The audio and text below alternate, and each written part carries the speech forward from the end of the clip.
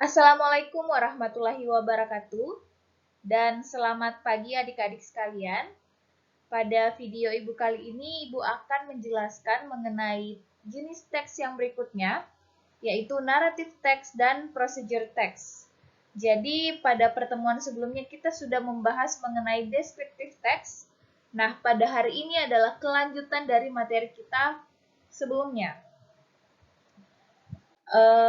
Narrative text. Ibu rasa adik-adik sudah sangat sering menemukan jenis teks ini, tapi mungkin mungkin belum tahu ya bahwa jenis teks itu adalah naratif. Dari definisinya sendiri, naratif teks itu adalah a type of writing that tells a story or describes a sequence of events. Jadi sebuah jenis tulisan yang menceritakan cerita atau mendeskripsikan sebuah kejadian atau event. Tujuannya adalah untuk melibatkan pembaca dalam menciptakan hubungan emosional dan membawa mereka ke dalam cerita. Atau dengan kata lain, biasanya naratif teks ini untuk menghibur pembacanya. Nah, adik-adik sering menemukan naratif teks itu di buku cerita, kemudian novel, ya. Contohnya di gambar ini. Mungkin sudah ada yang pernah membaca cerita tentang Malin Kundang, kemudian ada Three Pigs and Wolf, kemudian Si Cantik dan Si Buruk Rupa. Nah, itu adalah contoh-contoh dari naratif teks. Ya, jenis tulisan yang menyampaikan sebuah cerita atau event. Ya, tujuannya untuk menghibur pembaca. Nah, naratif teks sendiri itu ada strukturnya. Jadi tidak sekedar hanya teks yang berisi cerita, tapi ada tiga ya. Ada tiga generic structure-nya. Yang pertama ada orientation, kemudian complication, dan yang terakhir adalah resolution. Jadi pasti dalam sebuah naratif teks ada ketiga hal ini.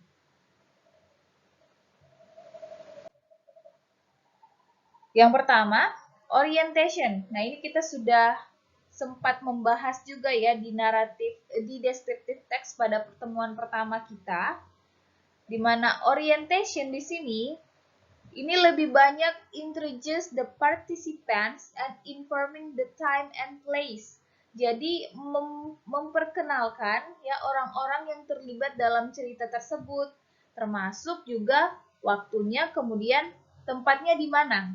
Ya, jadi kebanyakan membahas mengenai karakter dan settingnya, lokasi, waktu, ya kejadiannya kapan, di mana, seperti itu. Jadi itu ada di orientation, di bagian awal teks naratif. Kemudian ada complication. Ya, complication atau biasanya berasal dari kata complicate, artinya di sini sudah muncul masalahnya. Problem of the story, masalah dari cerita ini apa? Juga ada the special character of narrative. Jadi karakter yang muncul ini karakter utamanya itu seperti apa? Itu ada di bagian complication. Kemudian yang terakhir ada resolution. Resolution ini ya, showing the way of participant to solve the prize better or worse. Jadi bagaimana solusi untuk menyelesaikan masalah? Masalah dari mana? Ya, masalah dari tahap sebelumnya. Ya. Yang sebelumnya itu adalah complication. Ya, bagaimana untuk solve the problem. Nah, naratif teks ini bukan hanya sebuah cerita saja ya, yang hanya sekedar menghibur dan sebagainya, tapi ada hikmah yang bisa dipetik ya, ada pelajaran dari cerita tersebut. Nah, di sini Ibu akan memperlihatkan contoh dari naratif teks.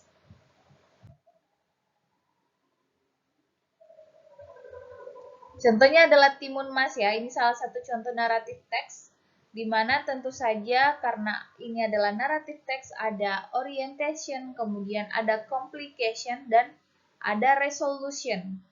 Di sini yang perlu adik-adik lihat dan pahami bahwa complication itu tidak hanya satu. Ya, tidak harus satu saja, tapi bisa lebih dari satu. Artinya ketika ada complication atau ada masalah lebih dari satu, maka resolutionnya juga mengikuti complication. Seperti itu. Nah, sekarang coba kita lihat di bagian awal terlebih dahulu. Di bagian orientation. Long time ago, there was a farmer couple. They were staying in a village near a forest. They lived happily. Jadi di sini mulai ada pengenalan karakter dan setting apa saja, ya. Jadi long time ago, di beberapa pada zaman dahulu kala, yaitu ada seorang petani, ya, suami istri yang tinggal di sebuah kampung yang dekat dari hutan. Nah, di sini ini yang tadi Ibu sebutkan bahwa ada pengenalan karakter, kemudian penjelasan tempat dan waktunya juga di mana. Seperti itu. Nah, kemudian masuk ke complication, ke masalahnya. Di sini masalahnya, unfortunately, they had not had any children yet. Jadi dia belum mempunyai anak. Ini adalah masalah pertama. Kemudian lanjut ke resolution pertama, artinya resolution dari complication yang sebelumnya, yang dia belum mempunyai anak. Nah, resolutionnya apa?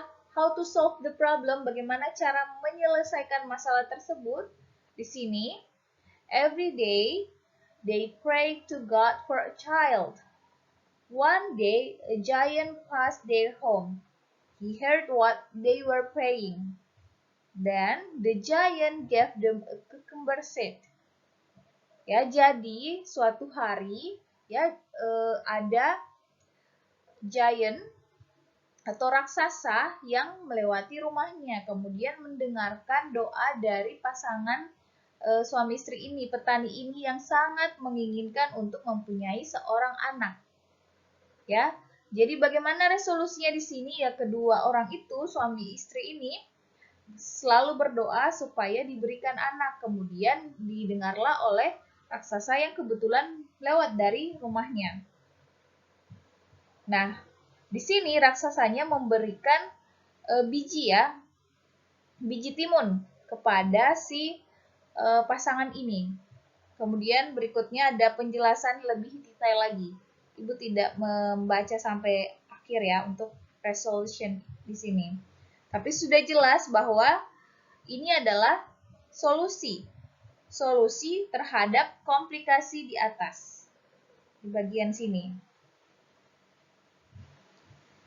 Nah, complication yang kedua, permasalahan yang kedua. Years were passing by and Timun Mas had grown into a beautiful girl. Her parents were very proud of her. But their happiness turned to fear when her 17th birthday came. The giant returned to ask for their promise. He was going to take Timun Mas away. Nah, ini masalah yang kedua. Ternyata anak dari dua pasangan ini ya diberi nama Timun Mas. Nah, Timun Mas ini ketika sudah berumur 17 tahun nanti akan diambil oleh raksasa. Nah, inilah yang membuat orang tuanya merasa cemas dan khawatir. Itu masalah yang kedua. Nah, how to solve the problem? How to solve this complication?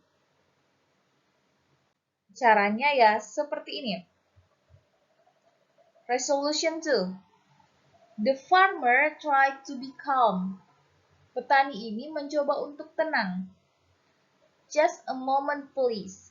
Timun Mas is praying. My wife will call her, he said.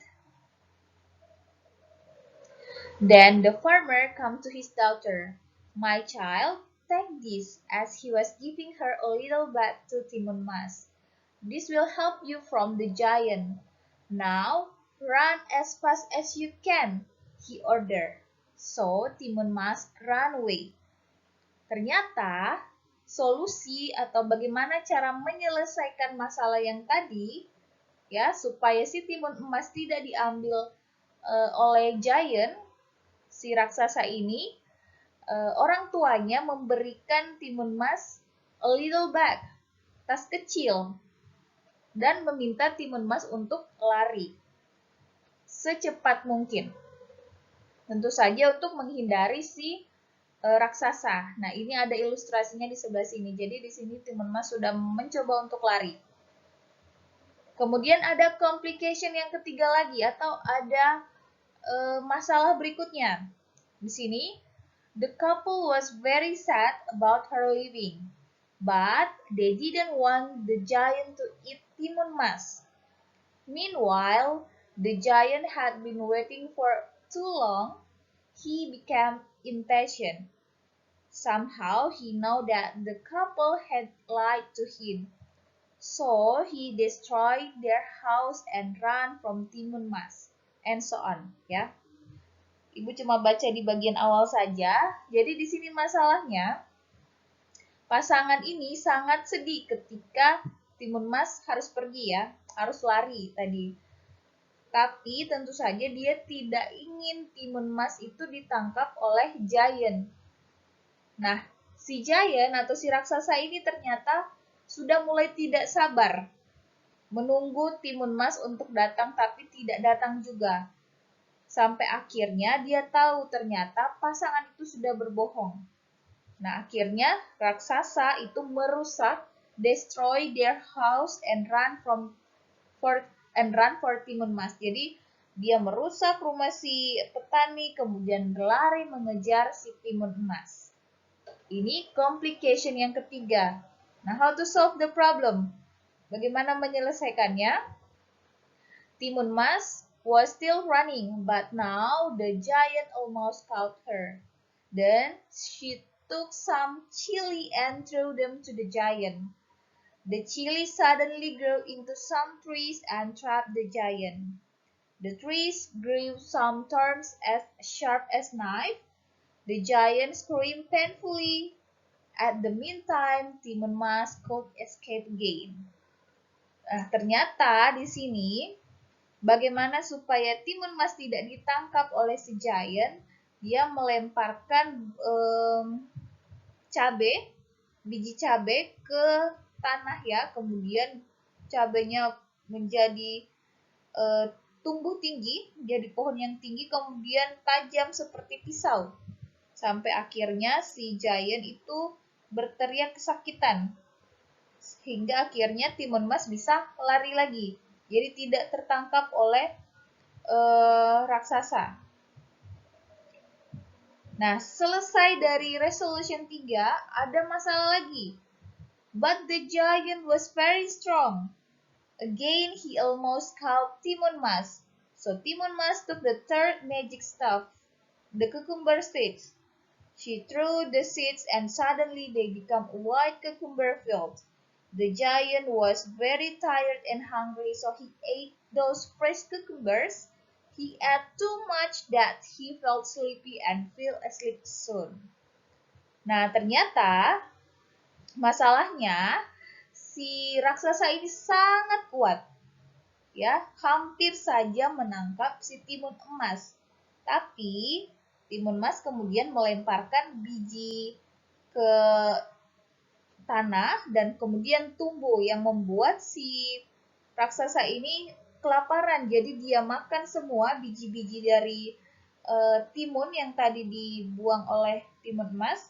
Dia makan semuanya sampai akhirnya kekenyangan dan tertidur. Selanjutnya, setelah ada masalah tersebut, solusinya kemudian Timun Mas keep on running as fast as she could, but soon she was very tired herself. To make things worse, the giant had woke up. Timun Mas was so scared, dan sebagainya. Ya, jadi di sini Timun Mas langsung lari ya ketika si giant sudah mulai mengantuk karena kekenyangan. Seperti itu. Nah, di sini ada kalimat terakhir ya. The giant panic and he couldn't breathe. At last he was drowning. Jadi di sini giantnya itu sudah tidak mengejar lagi karena merasa panik dan tidak bisa bernafas. Ya, di bagian sini. Nah, setelah selesai, ini artinya bahwa si giant sudah menyerah untuk mencari atau menangkap timun mas.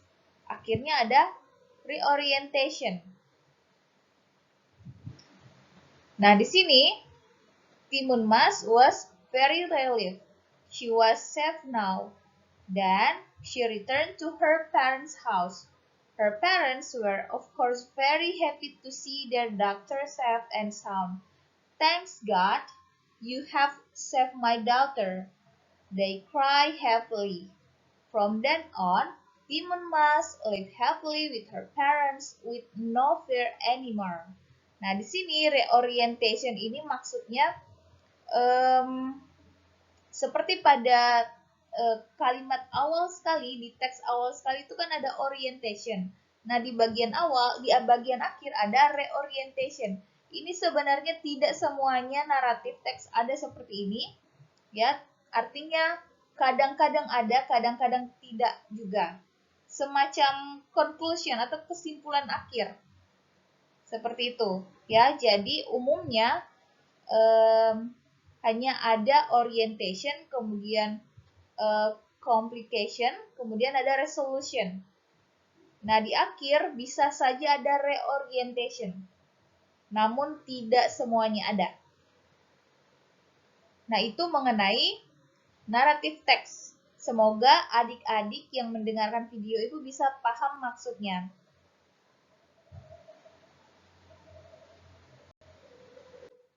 Nah, berikutnya Ibu lanjutkan ke procedure text. Nah, procedure text ini merupakan jenis teks yang menyediakan atau memberikan instruksi atau petunjuk bagaimana melakukan sesuatu.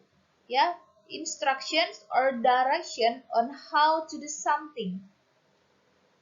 The goal of procedure text is to provide clear and concise steps that are easy to follow and understand. Jadi tujuan dari procedure text itu memberikan informasi mengenai langkah-langkah yang mudah untuk diikuti dan dipahami. Tentu saja adik-adik sudah sangat sering melakukan ini dan procedure text ini sering sekali kita temui. Contohnya ya, ini ketika adik-adik ada yang ingin mencoba memasak atau mengikuti resep baru, itu kan ada langkah-langkahnya ya. Ada langkah-langkah, kemudian bahan-bahan apa saja yang dibutuhkan. Nah, itu salah satu contoh procedure text. Kemudian juga ketika melakukan praktikum di lab, tentu saja harus mengikuti prosedur. Ada arahnya bagaimana, kemudian langkah pertamanya seperti apa yang perlu dan tidak boleh dilakukan. Nah, itu maksud dari procedure text. Sama halnya dengan narrative text, tentu saja ada generic structure-nya. Susunannya seperti apa? Yang pertama ada goal, kemudian ada material atau bahan yang digunakan, kemudian ada step 1 sampai step terakhir. Nah, for more details, di sini ada penjelasannya. Goal di sini maksudnya tujuan, the purpose of the procedure, ya, tujuan dari prosedur itu. Misalnya kita ingin membuat apa, tujuannya apa. Nah, kemudian setelah ada goal, tentu saja ada materialnya. Material itu artinya bahan yang digunakan. Jadi tuliskan semua bahan-bahan apa saja yang digunakan untuk sampai ke tujuan kita, the purpose. And the last, ya, ada step 1 sampai step akhir, tahap-tahapnya. Jadi mesti dijelaskan atau mesti dideskripsikan itu tahap-tahap apa yang perlu dilakukan untuk mencapai tujuan. Contohnya, di sini tujuannya kita ingin planting in a clay or sandy soils. Jadi kita ingin bagaimana cara menanam tanaman pada tanah yang misalnya berpasir atau banyak tanah-tanah yang liat ya. Ini ada contohnya, gambarnya ya. Nah, tentu saja perlu dituliskan materinya apa atau bahan-bahan apa saja yang dibutuhkan dan juga langkah-langkahnya seperti apa. Nah, langkah-langkahnya ini dituliskan berurutan ya, mulai dari langkah pertama, kemudian di bawahnya langkah kedua, ketiga, keempat, sampai seterusnya. Sampai kita di tujuannya, to achieve the purpose. Seperti itu. Jadi ini cukup mudah untuk narrative text dan procedure text. Apabila adik-adik masih mengalami kesulitan untuk memahami materi kita hari ini, bisa ditanyakan melalui WhatsApp atau pada pertemuan kita berikutnya. Nah, sebagai follow up dari materi kita hari ini, di sini ada tugas yang perlu adik-adik selesaikan. Ada 2 tugas, ada 2 nomor. Yang pertama, carilah sebuah teks naratif ya. Teks naratif itu tadi yang seperti timun emas. Kemudian ada contohnya tadi juga teks si cantik dan si buruk rupa. Kemudian setelah adik-adik memperoleh sebuah teks naratif, silakan identifikasi yang mana yang merupakan orientation, complication, dan resolution pada teks yang sudah adik-adik peroleh. Itu yang pertama. Kemudian yang kedua, susunlah sebuah procedure text yang berkaitan dengan bidang Anda. Bidang Anda di sini maksudnya berkaitan dengan prodi apa, ya. Dari prodi mana silahkan tuliskan procedure text. Misalnya yang tadi, di sini Ibu memberikan contoh bagaimana menanam tanaman pada tanah yang banyak pasirnya dan sebagainya, atau bagaimana cara menanam tanaman pada lahan yang kurang subur dan sebagainya, ya. Seperti itu. Nah, tentunya harus mengikuti generic structure-nya. Tadi harus ada goal, kemudian ada material, dan kemudian ada step-nya. Step 1 sampai step terakhir. Seperti itu. Nah, untuk deadline-nya, silakan deadline-nya itu dikumpulkan pada hari Selasa, tanggal 2 Mei 2023. Dan di-upload melalui Google Classroom. Untuk link Google Classroom-nya akan Ibu share nanti melalui WhatsApp. Nah, demikianlah. Semoga bisa dipahami dan terima kasih kepada adik-adik yang sudah mendengarkan sampai akhir. Assalamualaikum warahmatullahi wabarakatuh.